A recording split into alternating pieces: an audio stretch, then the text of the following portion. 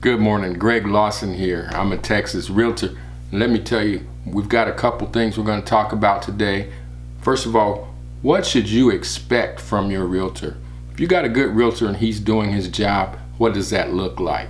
The other thing is, when should you absolutely fire your realtor? How do you know that he's not doing his job? So we're going to talk about that and some other things right now.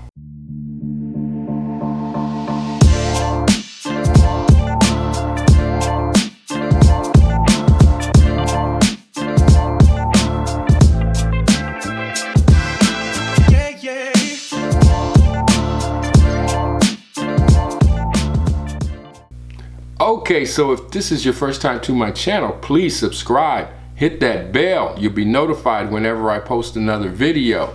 And I'm putting out some good stuff for you guys, a lot of informational stuff. And not only that, I love to show you the different areas of San Antonio, what's available around here as far as the housing. And then also in these different areas, I'm gonna show you what's there as far as shopping and dining and entertainment. I'm going to show it all to you. So I've got a bunch of videos already. San Antonio Neighborhood Living is the channel. Please check them out, but subscribe. All right, so getting to today's topic, what should you expect from your realtor? We're going to talk about a few things that you should absolutely expect from a realtor. The number one thing is communication. Your realtor should be telling you what he's doing to get your house sold, and he should be communicating with you pretty regularly. If you're not hearing from him for long periods of time, then that's a problem. You should be hearing from your realtor at least every other week, somewhere in there. But I mean, if your house has been on the market for several months and you haven't heard from the realtor since he came out and put the sign in your yard, that's a problem. So for me, that kind of already connects us to the next topic that we're going to talk about in a little while, which is when should you fire your realtor? If he's not communicating with you, she or he, fire him. They should be communicating with you regularly. So keep that in mind. Okay, what is the other thing? Well, they need to be marketing your house well. What do I mean by that? There should be professional pictures. And when I say professional, I mean not somebody coming out with their cell phone and taking a few pictures and throwing them up online. Professional pictures, well lit, high quality, high resolution pictures, okay? That's what I mean when I say professional pictures with a real camera. Okay, that shouldn't be too much to ask. Certainly helps if they're a trained photographer, or if they're not, they would hire a trained photographer to come out and take those pictures. That's the other thing. The marketing is key to selling your house. Your realtor should be able to advise you as far as the staging of your house. Now, good staging is known to sell homes. If your home is cluttered, if you're a hoarder, things like that will definitely make it take longer to get your home sold, and it may make your home sell for less money in the end, okay? A good realtor is going to be able to advise you on the whole process. So then you're going to have good pictures. You're going to have quite a few pictures. You don't want 1, 2, 3 pictures. That's not enough, okay? People want to see the house. And me personally, when I pull up a listing and it's only got a couple of pictures, I think they're hiding something. You could only find 2 places in the house where you could get a good picture, then what's the rest of the house look like? I don't even want to take my client into a house where I don't know what we're going to be walking into. So you need a bunch of pictures. I'm not going to say how many, because I mean that depends, how big is your house, how many rooms, that kind of thing. 1 or 2, 3 pictures is not nearly enough. You want a lot of pictures, good pictures, high quality pictures again, okay? So you also want a good description, something that's going to be enticing, something that's going to make people want to come see the house and make the house sound nice. You want a realtor that's good with words, who can write, and oh my goodness, I've seen bad grammar, bad spelling, and then people that just don't tell you much in these descriptions. Again, that carries over to that next section that we're going to get into. That realtor's not doing a good job for you, okay? If they can't describe your house in a way that makes it sound enticing, they're not doing their job, okay? So good communication, good marketing skills. People think that a realtor is a salesman or a saleswoman. And you know, that is part of our job, but customer service, communications, marketing, if you're the listing agent that's selling that house, you have to market it well so that it will get attention. And the attention that it's getting will eventually result in finding a buyer. That's what the realtor's job is. The realtor's job is not to go out searching for buyers. He's to give the house the exposure. Good exposure sells houses. That's what a realtor's job is. The next topic is, how do you know when you should fire your realtor? Many people would say, if my house doesn't sell in a certain period of time, I'm going to fire the realtor and find me a better realtor, right? It's not as simple as all that. There are many reasons why a house may not sell, and all of them don't have to do with the realtor. The realtor can be doing his job and the house still may not sell for other reasons. The market is a big reason. Sometimes there's just way more houses on the market than there are buyers. And so it'll take a while for your house to sell in that type of a market. The price is a big factor. You know, a realtor should be able to check the comps and know how to price your house correctly. But sometimes the seller of the home doesn't listen to the realtor's recommendations. I've had that a lot. Most people think their house is worth more than what it actually is. To them, the house has sentimental value. You know, maybe they've done some work and they feel like they should be able to add that into the price of the house. And you can't add that into the price of the house in most cases. The house has to be priced according to the comps. And when I say comps, that means a comparable, similar home in the same area of town. What are they selling for? If I show you a home that's basically the same floor plan as yours and it sold for $200,000 and you're telling me your home is worth $300,000, can you see how that just doesn't make sense? If you're the buyer and you can buy that home for $200,000 and there's somebody over here trying to sell it for $300,000, which one are you gonna buy? It's basically the same home. You're gonna buy the one for $200,000. So you can put your home on the market for $300,000. but it's not gonna sell, okay?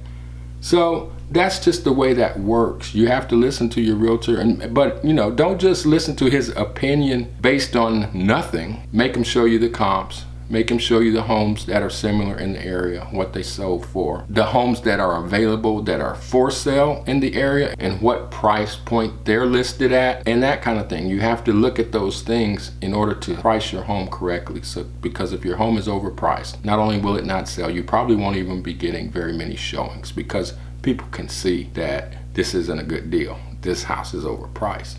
It doesn't take a lot of real estate savvy to be able to figure that out. Selling a home, I know, can be a little bit of an emotional thing, especially if you've lived there a long time, if you've had it a long time. But buyers don't care about that, quite frankly. They're looking for the best deal out there. And if you think your home is worth more, you have to be able to justify it in a way that will be appealing to the buyers. There's very few things that a buyer is looking for that they're willing to pay more money for. There's some things, granite countertops, stainless steel appliances, and things like that are very popular. If you have that versus Formica countertops and a white refrigerator, your home may sell for a little more money. It'll probably sell a little faster. Well, I put down custom tile. You know, I've got special paint. I've got this, I've got that, it should sell for more. No. That stuff that you like, you bought it because you liked it, doesn't necessarily mean that it's gonna mean the same thing to the buyer of the house. You know, it's not gonna necessarily inspire them to wanna pay more for your house. So, the home not selling is not necessarily always a reason for you to fire your realtor. But if your realtor's not communicating with you, if you're not hearing from him pretty regularly, if your realtor doesn't do a good job of marketing your home, there's not a bunch of pictures, professional looking pictures, well lit pictures, and then if there's not a good description, that realtor's not doing her job, okay? Those are the main reasons, because that's a realtor's main job, to communicate with you and to market that home as best as possible. Now, some realtors, myself included, will go above and beyond just these basic things that we've been talking about. I do video, not just pictures. I do video, like a video virtual tour. I do drone, aerial footage. People love that. You know, I can do aerial video of the neighborhood. If there's an amenities center or amenities around your subdivision, swimming pool, tennis court, different things like that, I'll show it in the video, in the aerial video. We'll do flyovers and all that kind of stuff is things that will appeal to a buyer. Who doesn't want to live in a neighborhood where there's a nice pool, there's a tennis court, or maybe a basketball court, walking trails. And you know what the old saying is, a picture is worth 1,000 words. So you can put it in the description that you have these things, but when you can actually show it in video, like aerial video, 4K, beautiful video, that's gonna get a person's attention quicker than just writing it into the description. Yep, there's a swimming pool, there's a basketball court, there's a walking trail. Okay, you know, that doesn't evoke much emotion, right? Just reading that off on the page. But if you can show it in beautiful aerial photography and video, that kind of thing gets people's attention. Okay, so those are the things that you're going to look for in a realtor when you're selling your home. How about if you're buying a home? When you're buying a home, it's really a lot simpler. What you're going to look for in a realtor is, first of all, you want your realtor to be familiar with the market. Again, you're going to want them to show you comps. If there's a house you're interested in, you want to make sure you're getting a fair deal on the house. So your realtor should be able to show you some comps in the area, what houses are selling for, in order for you to come up with a good offer, you know, if you want to put an offer on a home. Your realtor needs to be competent, basically, is what I'm saying. When you're buying a home, you want it to be represented by a competent realtor. The other thing is, you want a realtor who's going to listen to you. What do you want? What kind of house are you looking for? Well, I need at least 4 bedrooms. I want 3 bathrooms.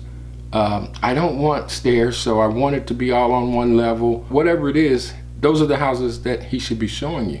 Now, you have to be realistic also in the pricing.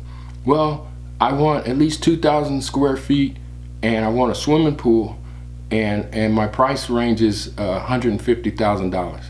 Really? Yeah, that's not gonna happen, okay? So you have to be realistic as well. But as long as you're being realistic, then the realtor should be listening to you, showing you homes that you want. You want him representing you, making sure it's a good deal, showing you comps, you know, that kind of thing. A realtor should be a good negotiator. Yeah, you can absolutely negotiate everything. You know, I would get my clients things that maybe the listing doesn't say that it includes, but you know, when people want to sell their house, they're willing to negotiate. You know, you go into a house and you see a nice piece of furniture that you like. Yeah, the furniture doesn't necessarily go with the house, but you can always ask if you really like it. Hey, okay, put it in the offer. Well, I'll offer you X amount of dollars, but you have to throw in that dining room table. Maybe they'll do it, maybe they won't. Maybe they'll do it and they'll say, you know, well, I'll sell you the dining room table, but at that price, I'm gonna have to charge you extra for it. Whatever. You know, just get the ball rolling, get the negotiations started, and you can find common ground and make a deal. So everything's negotiable, everything's on the table. If you have a realtor who's a good negotiator, you might be surprised at what you might get. Oh man, I've gotten some pretty cool things for my clients. I know that over the years. So you just have to have a realtor who's willing to ask, and it never hurts to ask. You don't want to lowball people on the price of their house. And when I say, you know, you want a realtor that's a good negotiator, that's not what I'm talking about. I'm not going to go in to a house that someone's asking $400,000 and the comps support that price and offer them $300,000 for their house, you know, or $350,000 even. You know, I mean, that's an insult. And you know, people aren't idiots. They're not going to sell their house for less than it's worth. That's not what I mean by a good negotiator. I'm not going to try and get you a $400,000 house for $300,000, but if I can get you a $400,000 house for $385,000, and they throw in something there that you like, and you know, they say, okay, yeah, you know, we can probably make that happen, something like that. But those are the things you want in a realtor when you're buying a house. But also, when should you fire a realtor when you're trying to buy a house? Well, if he's not showing you what you're asking for, okay? He should be showing you what you're asking for. As long as you, again, your expectations are realistic, he should be showing you what you're asking for. And if your expectations are not realistic, he should be showing you that as well. You know, you say you want 2,000 square feet, 4 bedrooms, and a swimming pool in this neighborhood, but you want to pay $150,000? No, I mean, I can get you 4 bedrooms, 3 baths, and a swimming pool, but it's going to cost you $350,000, or it's going to cost you $400,000. or whatever, you know, and they should show you that. Yeah, here's a house, here's a house, here's a house that has everything you want, but look at the prices. These are the prices. I mean, the realtor doesn't set the prices, so you just have to be realistic, and this is what the market says that type of home is going for right now. So either you're going to have to come up on the price that you're wanting to pay, or you're going to have to settle for a smaller home, or we're going to have to go into a less expensive neighborhood. We're going to have to do something, but in either way, your realtor should be able to come up with the answers, and he should be able to show you in black and white why the price that you're saying is not realistic for what you're looking for. So, you know, that's the thing about a realtor. He's the expert. He should be, or she should be, the expert, and they should be able to show you. But you have to be open-minded, and your realtor has to be knowledgeable, and you can get it done. Okay, so that's going to be my video for today. Hope it was helpful to you, and again, please subscribe, ring that bell.